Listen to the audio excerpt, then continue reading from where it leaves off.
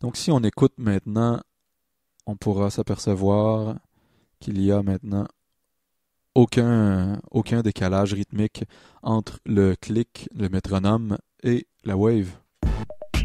J'active le click maintenant.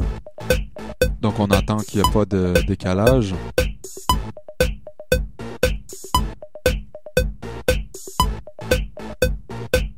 Voilà.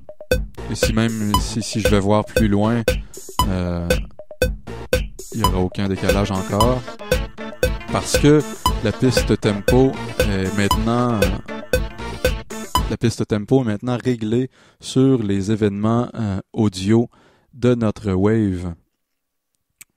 Ce qui fait que on peut ajouter par exemple des données MIDI à tout ça, ce que j'ai fait ici en m'ajoutant un sampler de percussion, battery de Native Instruments, et j'ai inséré une boucle en MIDI. Et bien l'ensemble va être tout à fait calé, puisque tout ça suit l'automatisation de la piste tempo en fonction des événements audio de notre morceau. Écoutons par exemple les deux ensemble. Donc si je vais désactiver le clic. On entend ici la wave originale. Et maintenant je rajoute ma petite loupe en MIDI.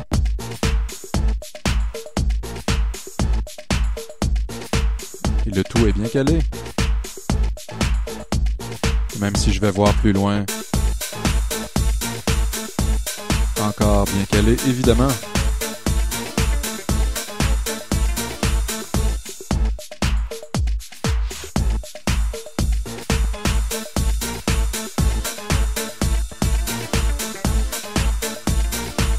Même à la fin. Enfin voilà. Donc ça peut être une solution.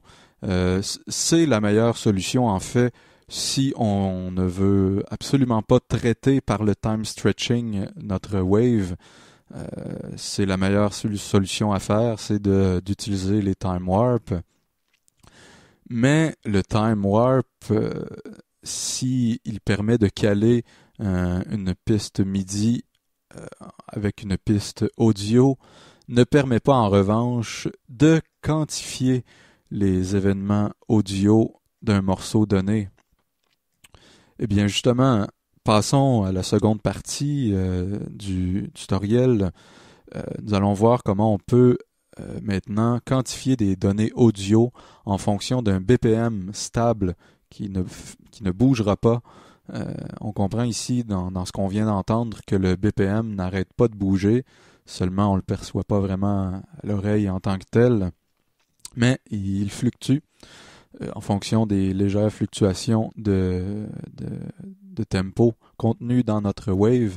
Évidemment ici la wave était assez stable au niveau de son tempo, ce qui ne veut pas nécessairement dire que ça va être le cas tout le temps pour d'autres morceaux. Donc, regardons maintenant avec Live comment on peut quantifier les événements audio en fonction d'un BPM fixe.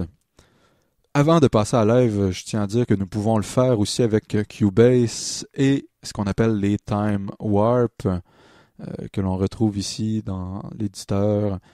Donc, manipuler échantillon. On peut insérer nos Time Warp ici.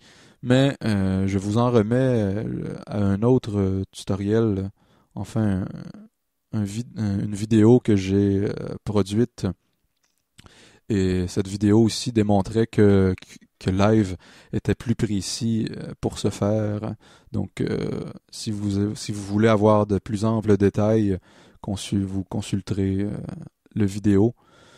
Et je vais placer le lien là dans la description de ce tuto-ci, afin que vous puissiez aller voir de quoi il en retourne. Maintenant, passons à Live. Donc, je pourrais fermer ça ici.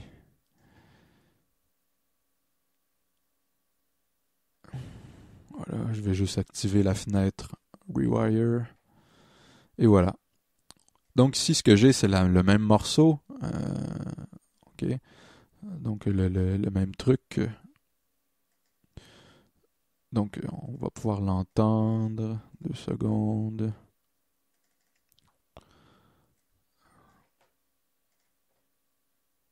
Voilà.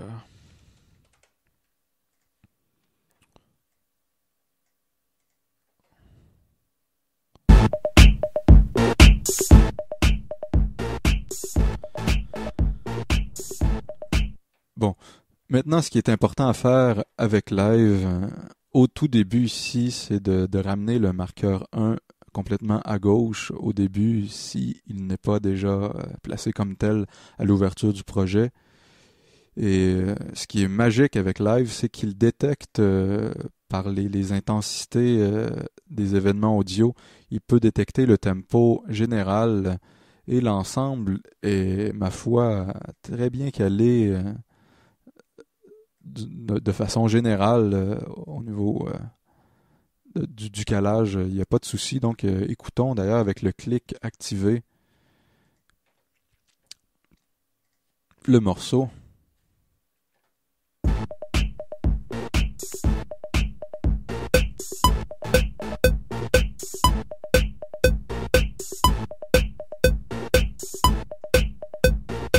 Très bien calé.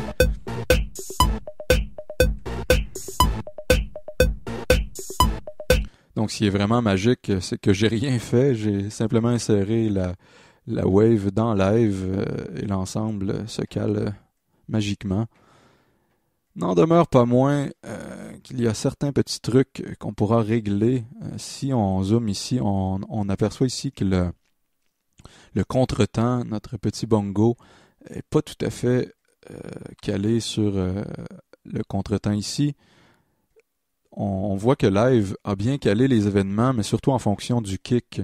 Donc les gros événements ici, tout ça sont bien calés tout au long. Si on zoome, on voit. Alors que ce qu'il y a entre les kicks peut ne pas être tout à fait sur le temps. On en voit ici d'ailleurs. Eh bien, on peut régler ça avec les warps de Live ici.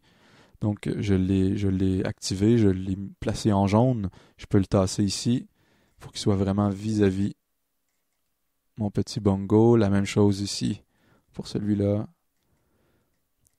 Évidemment, si on fait ça, ben, on se trouve à déplacer un peu tout. Donc, faut les replacer, faut recaler. Enfin, libre à vous aussi si vous trouvez que c'est correct aussi de garder un certain naturel au niveau de la rythmique. Vous n'êtes pas obligé de faire ce que je fais là. Mais comme j'ai un peu l'esprit un peu pointilleux, j'aime bien que tout soit vraiment parfaitement calé.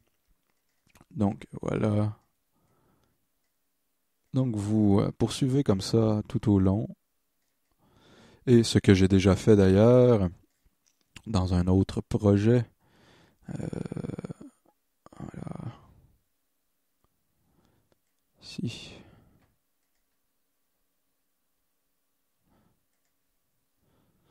Je l'ai fait seulement sur les. Oui. Je l'ai fait seulement sur les 16 premiers temps, plutôt que sur toute la wave.